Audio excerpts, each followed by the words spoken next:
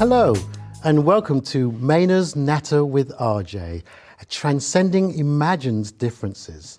Today, my guest is an old friend that I've known since moving to Portland.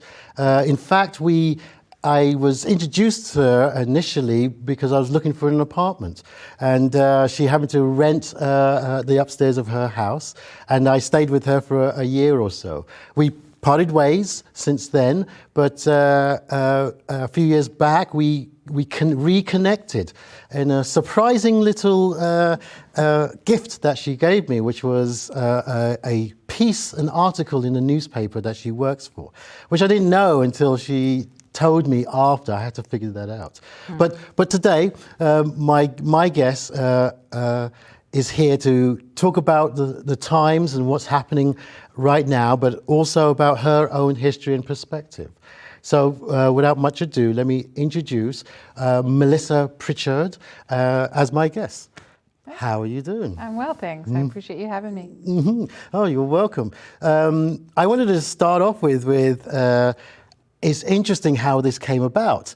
We have often conversations just about all types of different topics and subject matters, and we seem to have really good conversations.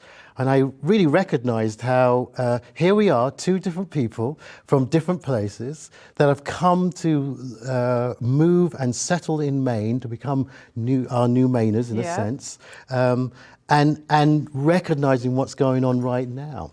So I just wanted to start off with just talking about who you are and where your wonderful beginnings started.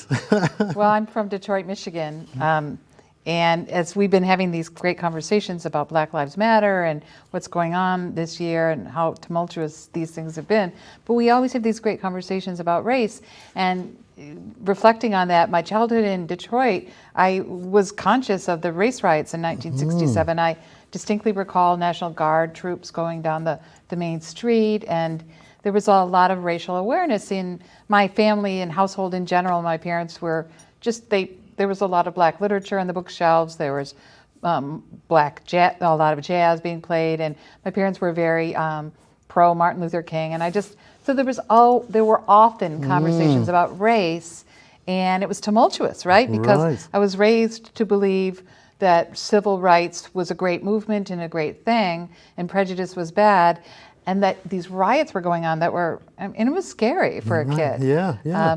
So I've been reflecting on that a lot since you and I have been talking. Right. I have to say, we had a discussion earlier just about that, and I didn't know anything about your past. And also, coming from away that I am and coming here in my adulthood, didn't fully understand or realize the continual kind of fight for rights and equality that's been going on in America, and your experience in that as a child.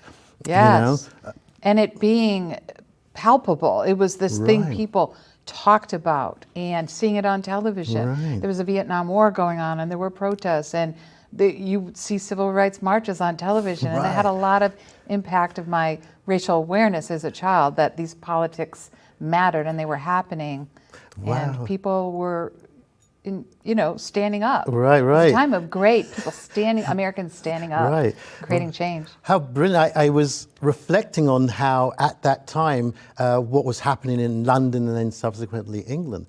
Again, myself up very young, coming into my teens, and in England, what we have race, we have immigration, but we have class. That's the biggest piece there is that sense of working class, middle class, and upper class.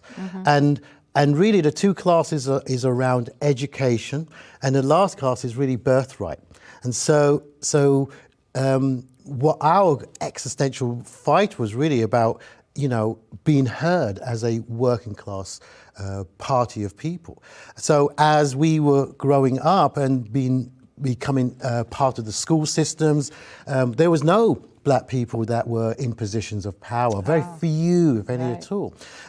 But within the working class milieu, particularly of my age, where we all mixed, there was a real push I don't know if you know, but it was during the period of Margaret Thatcher. Yeah. All right. So I think it was your Reagan time there, Yeah. and really kind of pushing around the conflicts that were going on, things that we were involved with that people just didn't agree upon, particularly about nuclear weapons as well that were stationed in England. Yeah. So the working class, particularly around the 80s, really started to kind of gel together as one big people, you know. And was there a big political shift? Like, because doesn't the Labour Party represent more the working class? Absolutely. And so did they come to power after Margaret Thatcher? Yes, they did, yeah. So they kind of got together and pushed for a change. And had a real change in that period of time. So this is me coming to age.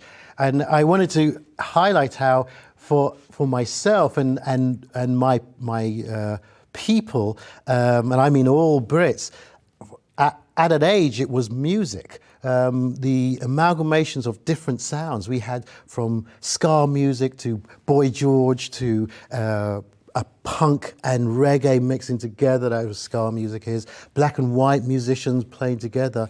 And as a kid, seeing that happening and all different types of people represented in this, our stars, the people who are representing who we are, and we really looked up to those people. So that was the existential shift in England, was that age group and that period of time. So that helped form, it seems to me, the more I get to know you, that your sense that differences just get transcended in so many ways, including music.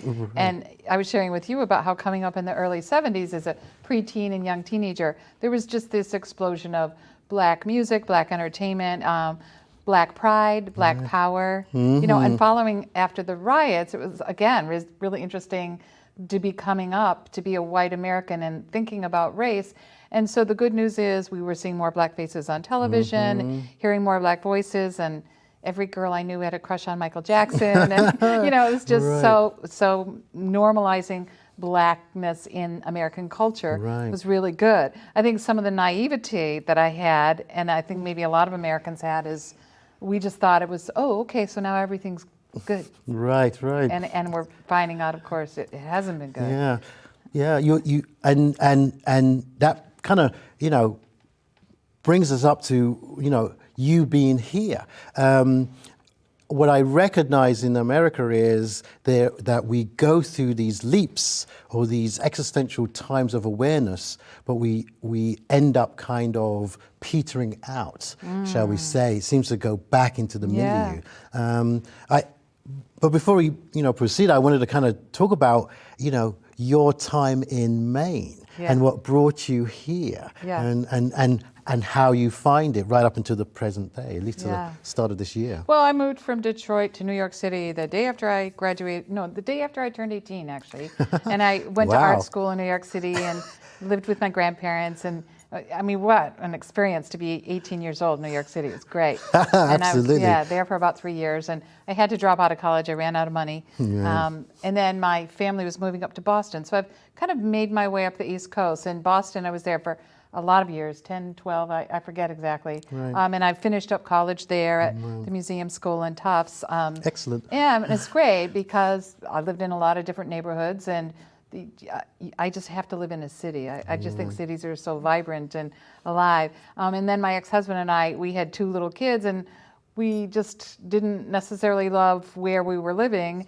And Maine, we visited, and it's so beautiful here, and life looked easier than Boston. Boston was getting very, you know, there was a lot going on. We just wanted a city, but a more accessible city, and Portland has been perfect. I'm really glad I raised my kids here, and I love the vibrancy of the culture, and it's diverse, and I love Maine. It's just so beautiful. Every year I live here, I love it more. I've been here 20 years now. 20 years, right. So we've actually about the same about a time. I've been stateside about 20 years, and most of that, 18, has been in Maine itself. So maybe a little less than that. But I have to say, moving from England, when I initially came here, I first was in New York, worked right there, then Pennsylvania.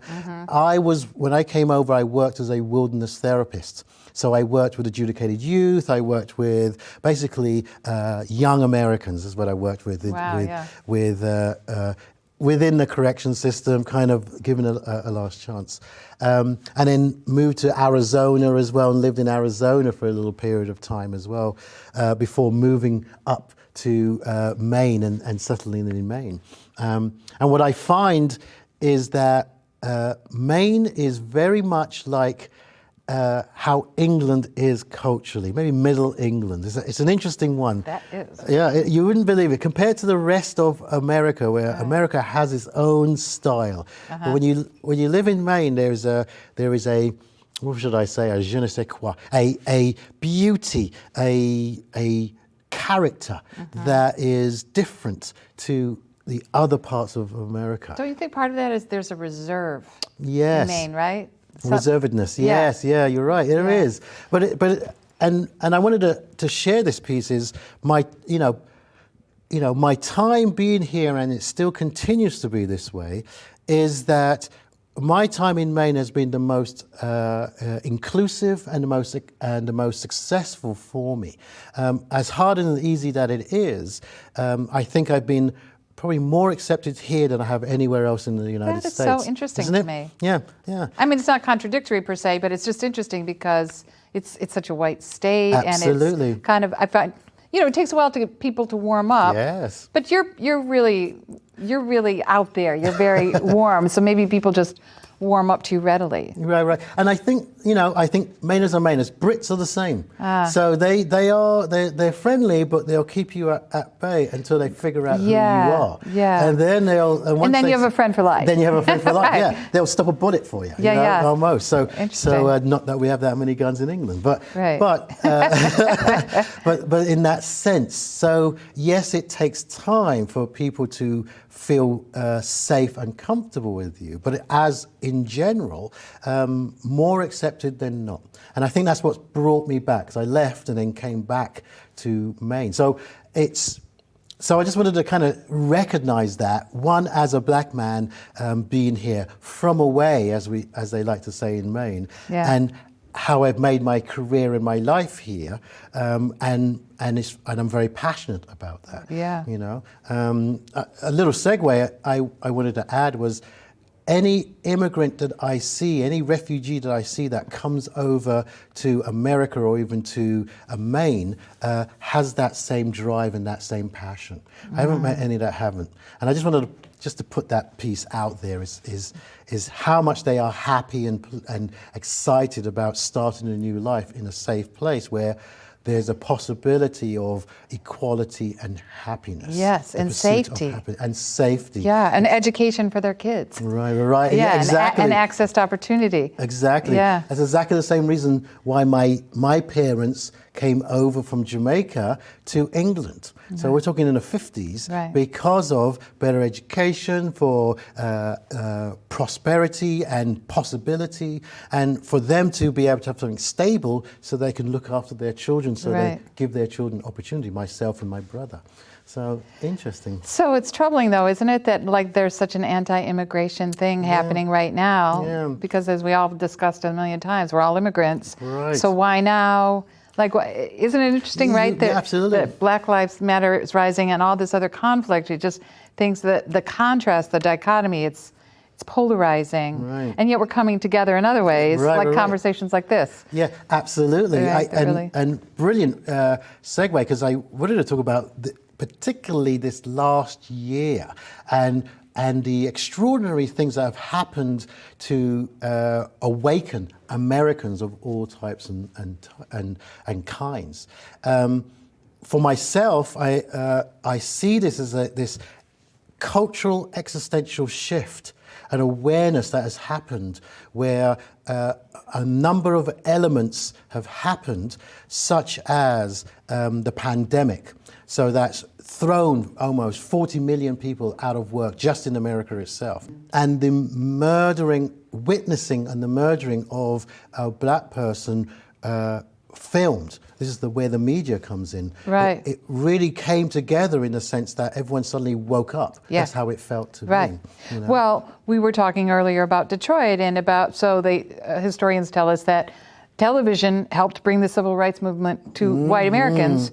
And when you see black teenagers and just people who are marching peacefully be assaulted by fire hoses in the 60s, that helped galvanize white Americans to ask for more change and demand more change. And now here we are 50 years later, 60 years later, and the same thing is happening. And because of media, and speaking as, the privileged middle-class white woman, that I've just been reflecting on this a lot, is I know so many people have, where it's happening again in the streets, and you identify with these peaceful protesters are being tear gassed on American streets. It just seems inconceivable. And they're just asking for justice. And that if white men were being murdered by police at the rate that black men are, we'd be rioting in the streets. And so now we're coming together again with media, helping us see, and that, like the images, of course I identified with the white housewives in Portland, Oregon, who are gathering together saying, silence makes me complicit. I can't be silent. We all recognize that now with our fellow Americans. So that gives me hope. It's a terrible time, though, because there's so much violence and it doesn't seem hopeful in so many ways. But now there's more empathy, it seems. Right? And historically, across the globe, you usually have an event in a country, in a people, that shifts consciousness. And often it's something that is fantastical or terrible or tragic, that shifts people's consciousness, wakes them up and realize of their own mortality and who do they want to be. And who do they want their country to be, right? Exactly. What kind of country? In America, we have all these ideas about equality, and we're having to come to face with the fact that it's still not equal. It's terribly unequal. The balance of wealth is becoming more unequal. All these factors. And so we're all putting ourselves in others' shoes. And I think as Americans, everybody's doing it. And they're coming to different conclusions and emotional affects from them. If I believe there's these almost two sides, and that big fat middle is that you have on one extreme fear of change, fear that they become irrelevant, fear of losing control of money, the narrative, politics. And supremacy. And supremacy, yes, the eliteness of that. And that fear of what that looks like and what that might be. And then this other side that recognizes that we're all human beings underneath, and that if I don't want somebody harassing and in the end murdering me, neither do you. And that's the point. What society do we want to live in? And to seeing someone die on film, it's been horrible. I haven't seen that particular video, but I've seen enough, and we've seen enough news coverage to know that it's people are reacting really viscerally to seeing this happen again and again and again. And prolific, very prolific in that change. I also believe that, looking upon what's happening right now and this seemingly kind of uprising of people, that it has a positive result. Right now, we are having this discussion, and we have discussions anyway, so we're kind of doing it already. But what I love about our interaction and our conversations is that here we are of two people, different genders, from different countries, from not even from within Maine, and we can come together and have a discussion about race, about identity, about humanness, and come from our different perspectives. And what we have in common is an empathic understanding of what suffering is, and an empathic understanding of what it is to want to feel safe and want to feel that we can move forward and be proactive and be positive, know? And I think that's what joins us. I agree. It's interesting. I do a little volunteer work with literacy with the Portland Adult Ed, and it's so great to meet these people from all over. Some of the classrooms, it's just a melting pot. It's folks from East Africa, West Africa, Christian, Muslim, people from South America, Central America, folks from Asia. And they have such hope to be in America. It's wonderful to work with them, They're out, and they just, like you say, They want to be safe. They Yeah. want opportunity. Their kids go to safe, wonderful schools. And that's why I just think Portland is getting richer and richer, and Right. Lewiston. And it'll be interesting to see as Maine, because our economy needs Right. immigrants, Right. right? Folks from away. Yeah, you do. Yeah. Yeah. And so these kind of conversations have to be had, because you're right. If it's fear, then we're not talking about it. And if people are worried about being politically incorrect, and I know I've said, white people just have a world of privilege where we say and assume things, or we don't assume things that that we need to talk and we need to Right. hear. And there's so many things I've learned from you in terms of microaggressions you've experienced right. professionally and personally, that again, the empathy helps me understand, wow, it's a different road to walk to be Black in America. Right. And the more we talk, the more we're just two people in America. Right, exactly. Yeah, wanting to do the best that we can and wanting to be successful. And help and bring others along too, Yeah, right? and not The access stamp program. all over other people Right, to do it. You're right. right. Exactly. That's the humane way of doing that. Yeah. We were, excuse me while I just look at my notes right here, about how the reaction with Black people right now that are in my kind of sphere. So in my job, I basically help and guide people. I'm a psychotherapist, so I help and guide people. And this year has suddenly seen this influx of more Black people coming in to see me through my profession. Now, in general, and this is again part of the American legacy, and I think this is the same in England as well, about safety and being vulnerable. Black people traditionally don't go to therapy. Interesting. Right? They don't go, and men Yeah. particularly don't as well. Right. So it's interesting to suddenly see this influx. One, I do believe because they suddenly see this Black person who is, educated and is pro-Black, pro-human, Right. and maybe they can relate to, feel that they can connect to. Right. And the overriding kind of feelings that I get are twofold. On one side, there is this sense of, oh, now you see it. Yeah, right. There's this real kind of feeling of like, my God, we've been saying this for ages and now you see it. Thank you. Yeah. Thank goodness. Yeah. So it's validating. It's validating Yeah. in that sense of, it's like a relief. Yeah. But on the other side, there is this kind of quiet cautiousness to whether, to put it as simply as I can white Americans sustain this change that is needed to happen?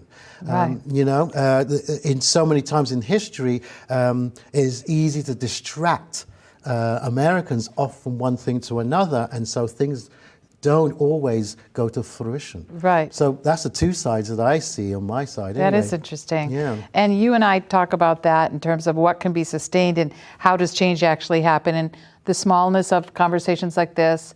From where I work at the Portland Press Herald, Black Lives Matter has brought to bear. Our CEO has created a Diversity and Inclusion Council. Yes. And you're going to be our first speaker at a speaker series. Yes. But so now there's institutional commitment across America. I can't speak specifically for how many corporations, but the hope, I imagine, is it's not just lip service this time. It's how do we get more visibility for Black people, Black voice, people of color of all, races, ethnicities, et cetera, and people who've been marginalized.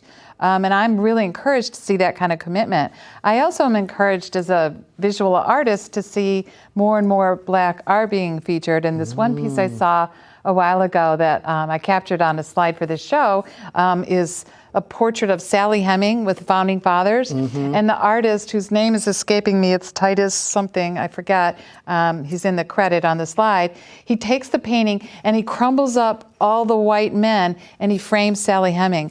And the name of the painting is Enough About You, right? Yes. Right? Enough about you, Right, white folks. right. And in here, there's this whole history of Black lives Right. that have not been documented by art and literature until quite recently, right? Yeah, I mean, yeah. and we need those voices. And the other painting of his that I love, it's a picture of a bunch of white men of, regal bearing, and their Black slave, and he whitewashed out all the white people, right? Right. Yeah. I love it. Yeah. Yeah.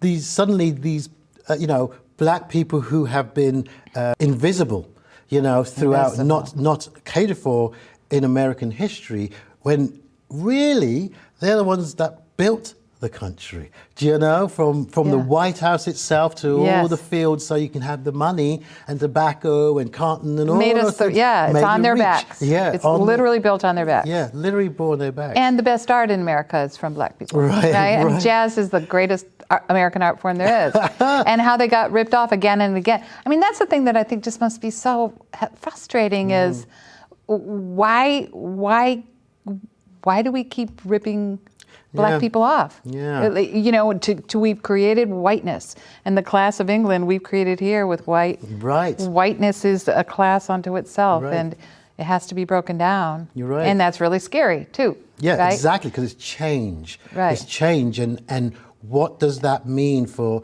all parties, but particularly those parties that hold on to that control and live that privilege? That's the piece that's so frightening and reactionary to that. Right. Because it means owning and admitting what the history has been and how you systemically have benefited from that, and then willing to change so that all people can benefit from being American. Do you know what I mean? So how do you think, why do you think so many white folks immediately get so defensive? And I'm sure I have too in some of these various conversations, because you've had to examine something that you always took for granted. Right? And what's the problem? Anyone can be, get a great education and anyone can have access, but in fact they can't. And you and I were talking about how imagine living in a community that's got a lot of violence and a lot of danger, and I'm a mother with kids and I can't move away because I don't have access to the money or those neighborhoods or those opportunities. It's just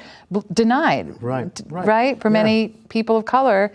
And so what do you think it is that so many white Americans currently are so defensive about it and don't want to have these conversations? I think really, and a good question, because we are got a short amount of time on that as well right now. But in a whole, I believe that it is about admitting that, oh my God, we've been living under this lie, and America's not the image that we thought it was, and what part have I played in that?